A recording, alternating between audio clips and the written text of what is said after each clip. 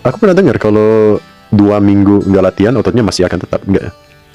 Iya masih akan tetap, tapi kan balik lagi kalau saya ditanya sama orang misalnya, saya mulai start introduce to weight training itu 1984 saya. Nah since 1984 until today, which is 2025 kan, saya nggak pernah nggak latihan lewat dari 3 hari. Jadi begitu lewat dari 3 hari, saya berarti pasti udah latihan lagi. Apakah dengan sekedar hanya cuma body weight, apakah dengan hanya cuma dumbbell aja, pokoknya saya nggak mau ngelewatin 3 hari dengan tidak latihan.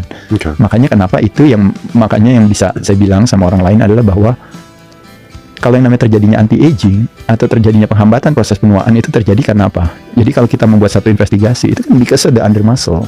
Hampir semua orang itu ototnya itu hilang.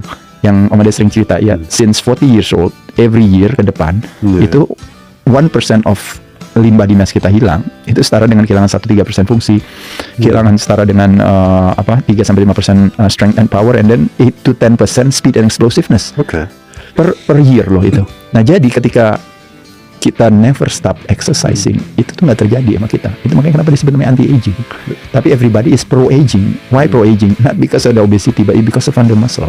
Under muscle makanya kenapa tulangnya bermasalah. Tulangnya bermasalah, movementnya bermasalah. Movementnya bermasalah, lemaknya bermasalah jadi naik. Dan lemaknya ketika naik apa yang terjadi? Metabolic syndrome, permasalahan metabolic syndrome yang berhubungan dengan organ, jantung, dan pembuluh darah.